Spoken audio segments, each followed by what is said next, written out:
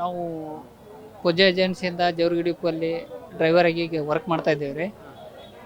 3 ವರ್ಷದಿಂದ P F ಮತ್ತು payment ತೊಂದರೆಗಳಾಗ್ತಾ ಇತ್ತು. 3 ವರ್ಷದಿಂದ ಪಿ ಎಫ್ ಕಟ್ಟಿಲ್ಲ, ಹಾಗೂ ಇ ಎಸ್ ಐದಂತೂ ಅದ್ರದ್ದೇನು ಇದನ್ನೇ ಇಲ್ಲ, ಹೆಸರೇ ಇಲ್ಲ. ಹಾಗಾಗಿ ಈಗ ಪೂಜೆ ಏಜೆನ್ಸಿದು ಟೆಂಡರ್ ಕ್ಲೋಸ್ ಆಗಿಬಿಟ್ಟಿದೆ ಮಾರ್ಚಿಗೆ. ಈಗ ನಾವು 1ನೇ ತಾರೀಕು ಅಧ್ಯಕ್ಷರ ಮನೆಗೆ ಹೋಗಿದ್ವಿ. ನಮ್ಮದು 3 ಮಂತದ್ದು, ಕೆಲವೊಬ್ರದ್ದು 4 ಮಂತದ್ದು, ಕೆಲವೊಬ್ರದ್ದು 2 ಮಂತದ್ದು ಪೇಮೆಂಟ್ ನಿಂತಿರೋದ ಕಾರಣ ನಮ್ಮ ಪೇಮೆಂಟ್ ಇನ್ನೂ ಬಂದಿಲ್ಲ ಅಂತೇಳಿ ಅರುಣ್ ಪಾಟೀಲ್ ಸರ್ ಮನೆಗೆ ಹೋದಾಗ ಡಿ ಸಿ ಸಾಹೇಬರಿಗೆ ಕರೆಸಿ ಅರುಣ್ ಪಾಟೀಲ್ ಸರ್ ಕೇಳಿದಾಗ ಆ ಏಜೆನ್ಸಿಯವನು ಪಿ ಎಫ್ ಫಂಡ್ ರಿಲೀಸ್ ಮಾಡಿಲ್ಲ, ಆ ಎಲ್ಲ ವರ್ಕರ್ಗಳಿಗೆ ಪಿ ಎಫ್ ಅಮೌಂಟ್ ಹಾಕೋವರೆಗೂ ನಾನು ನಿನ್ನ ಫಂಡ್ ರಿಲೀಸ್ ಮಾಡಲ್ಲ ಅಂತೇಳಿ ಹೋಲ್ಡ್ ಮಾಡಿದ್ದೀನಿ ಅಂತ ಹೇಳ್ತಾಯಿದ್ರು. ಈಗ 3 ವರ್ಷದಿಂದ ಅದೇ ಏಜೆನ್ಸಿ ರಿಟರ್ನ್ ಟೆಂಡರ್ ಆಗ್ತಾಯಿತ್ತು ಅಂತ ಅಂದಮೇಲೆ 3 ವರ್ಷದಿಂದ ಪಿ ಎಫ್ ಅಮೌಂಟ್ ಕಟ್ಟದೇ ಇರೋದಕ್ಕೆ ಕಾರಣಕರ್ತರು ಯಾರು? ಮೇನ್ ಕಾರಣಕರ್ತರು ಡಿ ಸಿ ಸಾಹೇಬ್. ಹೆಂಗಂತೇಳಿರಿ, ಅವನು ಏಜೆನ್ಸಿ ಆಯಾ ಈ ನಮ್ಮ ಸಂಸ್ಥೆ ಒಳಗೆ ಕೆಲಸ ಮಾಡ್ತಕ್ಕಂಥ ನಮ್ಮ ವರ್ಕರ್ಗಳಿಗೆ ಪಿ ಎಫ್ ಫಂಡು ಕಟ್ತದನೋ ಇಲ್ಲೋ ಅನ್ನೋದನ್ನು ಅವಾಗೇ ನೋಡಬೇಕಾಗಿತ್ತು ಅವರು. ಈಗಲ್ಲ, ಈಗ ಏಜೆನ್ಸಿ ಕ್ಲೋಸ್ ಆಗಿದ ಮ್ಯಾಕೆ ಅದು ನೋಡೋದಲ್ಲ.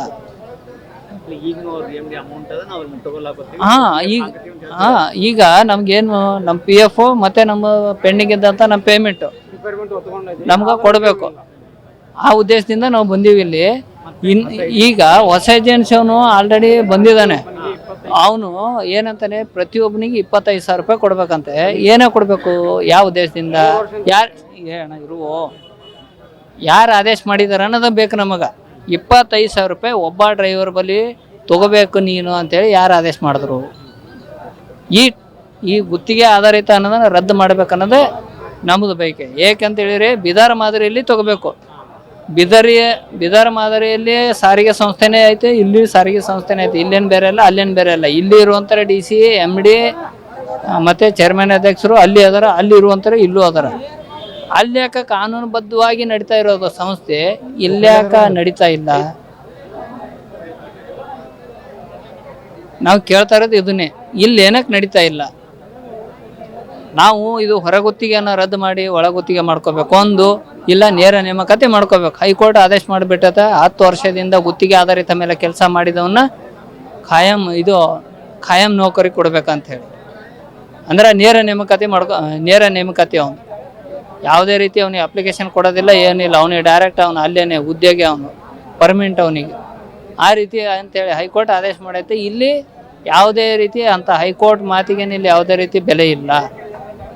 ಯಾಕೆ ಬೆಲೆ ಇಲ್ಲ ಅದನ್ನೇ ಕೇಳ್ತಾ ಇರೋದು ನಾವು. ಈಗ ಚೇರ್ಮನ್ ಅಂತ, ಈಗ ನಮ್ಮ ಅಧ್ಯಕ್ಷರ ಅಂತ ಮತ್ತು ಎಮ್ ಡಿ ಮೇಡಮ್ ಅವ್ರ ಕಡೆ ನಾವು ಮಾತಾಡಿದಾಗ ಅವ್ರೇನು ಹೇಳ್ತಾ ಇದಾರೆ, ಬೀದರ್ ಜಿಲ್ಲೆ ಒಳಗೆ ಒಂದು ಸೊಸೈಟಿ ಮುಖಾಂತರ ನಡೀತಾ ಇದೆ.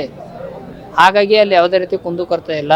ಇಲ್ಲಿ ಗುತ್ತಿಗೆ ಆಧಾರಿತ ಮೇಲೆ ನಡೀತಾ ಇರೋದ್ರಿಂದ ಈ ರೀತಿ ಕುಂದುಕೊರತೆ ಆಗ್ತಾ ಇದೆ. ಈ ಹೊಸ ಏಜೆನ್ಸಿಯವನಿಗೆ ಬರೋವನಿಗೆ ನಾವು ಹೇಳ್ತೀವಿ, ನೀನು ಅಮೌಂಟ್ ತೊಗೋಬೇಡ ಅಂತ ಹೇಳ್ತೀವಿ ಅಂತೇಳಿ ಭರವಸೆ ಕೊಟ್ಟಿದ್ದಾರೆ. ನಮಗದು ಭರವಸೆನೂ ಬೇಡ, ಏನೂ ಬೇಡ. ನಮಗೆ ನೇರ ಪೇಮೆಂಟು ಅಥವಾ ಒಳಗುತ್ತಿಗೆ ಮಾಡ್ಕೊಂಡು ಅಷ್ಟೇ ನಾವು ಕೇಳ್ತಾ ಇರೋದು. ಇಲ್ಲ ಡೈರೆಕ್ಟ್ ಅಪ್ಲಿಕೇಶನ್ ಬಿಡಿ, ನಾವು ಫಾರಮ್ ಹಾಕಿಬಿಟ್ಟು ನಾವು ಟ್ರ್ಯಾಕಲ್ಲಿ ಪಾಸ್ ಆದರೆ ಮಾತ್ರ ನಮಗೆ ಉದ್ಯೋಗ ಆಯ್ಕೆ ಮಾಡಿಕೊಡ್ರಿ, ಇಲ್ಲಾಂದ್ರೆ ಮಾಡ್ಕೋಬೇಡ. 2019ರಲ್ಲಿ NWKRTC ಬಿಟ್ಟಿತ್ತು. ಇಲ್ಲಿವರೆಗೂ ಕಲ್ಯಾಣ ಕರ್ನಾಟಕ ಸಾರಿಗೆ ಒಳಗೆ ಎಲ್ಲಿ ಬಿಟ್ಟಿಲ್ಲ ಫಾರಮ್, ಯಾವ ಇಲಾಖೆ ಒಳಗೂ ಬಿಟ್ಟಿಲ್ಲ.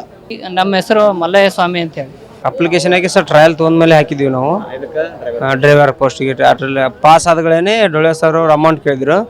ಅವಾಗ ಅವ್ರ ಕೈಯೇನಿರೋ ಮಾಂತೇಶ್ ಸರ್ ಅವ್ರು ಕೇಳಿದ್ರು, ಅಮೌಂಟ್ ಕಟ್ಟಬೇಕಾಗತ್ತೆ ಅಂತ ಹೇಳಿದ್ರು. ಅವ್ರು ಕೇಳೋಣ 15,000 ರೂಪಾಯಿ 20,000 ಹೇಳಿದ್ರು ಸರ್ ಅವರು. ನಾವು 15,000 ರೂಪಾಯಿ ಮಾಡಿದ್ವಿ ಸರ್ ಅವ್ರಿಗೆ.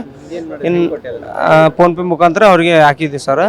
ಎಲ್ಲ ನಮ್ಮ ಫ್ರೆಂಡ್ಸ್ ಈ ಥರ ಮೊದಲು ಬಂದವರು ಮತ್ತು ಆಮೇಲೆ ಬಂದವರು ಎಲ್ಲರೂ ಕೊಟ್ಟಿದ್ವಿ ಅಂತ ಹೇಳಿದ್ಗಳೇ ನಾನು ಕೊಟ್ಟೀನಿ.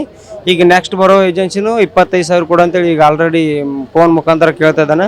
ಅದು ಕೊಡೋಕ್ಕಾಗಲ್ಲ, ಬೇಕಾದರೆ ತೊಗೊಳ್ಳಲ್ಲಕ, ಸಾಕಾದರೆ ನಮ್ಮನ್ನು ಬಿಡಿಸಿದ್ರೆ ಓಕೆ ಸರ್. ಮತ್ತೊಂದು ಏನೂ ಇಲ್ಲ ಸರ್. ನಮ್ಗೆ 25,000 ಅಮೌಂಟ್ ಕೇಳ್ತಾ ಇದ್ದಾರೆ ಅವರು. ನಮ್ಮ ಕೈಲಿ ಕೊಡೋಕ್ಕಾಗಲ್ಲ ಸರ್. ಈಗ ಮೊದಲು ಕೊಟ್ಟಿದ್ದೀವಿ ಏನು ಅಮೌಂಟ್ ಅದ, ಅವ್ರು ಯಾರೂ ವಾಪಸ್ ಕೊಟ್ಟಿಲ್ಲ ಸರ್. ಎಲ್ಲ ಮನ್ನಾ ಆದಂಗೆ ಆಗಿಬಿಟ್ಟಿದೆ ಸರ್. ಅಷ್ಟು ಪೇಮೆಂಟ್ 5 ತಿಂಗಳಾಯ್ತು ಸರ್. ಇದು ಫೆಬ್ರವರಿ ಹಿಡ್ಕೊಂಡು 1 ಮಂತಿಂದ ಪೇಮೆಂಟ್ ಇಲ್ಲ ಸರ್. ಸ್ಲಿಪ್ ಬಂದವ ಸರ್, ಪೇಮೆಂಟೇ ಹಾಕಿಲ್ಲ ಸರ್. ಇನ್ನು ಕೇಳಿದ್ರೆ ಮಾಡ್ತೀವಿ ಅಂತ ಹೇಳ್ತಾರೆ ಸರ್. 5 ಮಂತಿನ ಸರ್. ಒಂದು ಮಂತಿಂದ ಹಿಡ್ಕೋತೀವಿ ಇನ್ನೊಂದು ಮಂತಿಂದ ಮಾಡ್ತೀವಿ ಹಿಂಗೆ ಹೇಳ್ಕೊತ ಬರ್ತಾರೆ ಸರ್. ಸತತವಾಗಿ 5 ತಿಂಗಳು ಆಯ್ತು ಸರ್. ಈಗ ಇದು ಈ ತಿಂಗಳು ಐತೆ ಅಂದ್ರೆ ಪೇಮೆಂಟೇ ಇಲ್ಲ ಸರ್. ಸ್ಲಿಪ್ ಬಂದವ, ಪೇಮೆಂಟ್ ಮಾತ್ರ ₹1 ಇಲ್ಲ ಸರ್. ಈಗ ರೊಕ್ಕ ಏನು ಹಾಕಿರ್ಲ ಅವರಿಗೆ ಬೇರೆ ಬೇರೆ ಹಾಕ್ಯಾರ 25 ಎಕರೆ ಎಷ್ಟು ಹಾಕ್ಯಾರ ಹಾಂ, ಅವ್ರವ್ರು ತಿಳಿದೋಷ್ಟು 30 ಎಕರೆ 40 ಎಕರೆ ಸರ್, 25 ಎಕರೆ 15 ಕೊಟ್ಟು ಬಂದಾರ ಸರ್. ಬೇರೆ ಬೇರೆದವ್ರು ನಾವು ಯಾವ ಥರ ಜಾಯ್ನಿಂಗ್ ಆಗೋ ಟೈಮ್ದಾಗ ಆ ಥರ ಜಾಯ್ನಿಂಗ್ ಆದವ್ರು ಒಟ್ಟು ಅಮೌಂಟ್ ಕಟ್ಕೊಂಡ್ರಿ ಬಂದವ್ರಿಗೆ ಮತ್ತೆ ಅಮೌಂಟ್ ಕೇಳ್ತದೆ. ಎಲ್ಲರೂ ಅಂತಾರೆ ನಾವು ಅಷ್ಟು ಕಟ್ಟೋಕ್ಕಾಗಲ್ಲ ನಮ್ಮ ಕೈಯಿಂದ, ನಾವು ತುಂಬ ಈಗ ಆಲ್ರೆಡಿ ಕಟ್ಟೆ ಬಂದಿದ್ವಿ, ಈಗ ಮತ್ತೆ ಕಟ್ಟೋಕ್ಕಾಗಲ್ಲ. 3 ತಿಂಗಳಿಂದ ಬಂದವ್ರು, 2 ತಿಂಗಳಿಂದ ಬಂದವ್ರು ಅರ, 4-5 ವರ್ಷದಿಂದ ಬಂದವ್ರು ಅದಾರ, ಹೀಗಾಗಿ ಕಟ್ಟೋಕ್ಕಾಗಲ್ಲ ಅಂತ ಹೇಳ್ತಾರೆ ಸರ್. ನಮ್ಮ ಹೆಸರು ಬೀರ್ಲಿಂಗ ಐತೆ ಸರ್.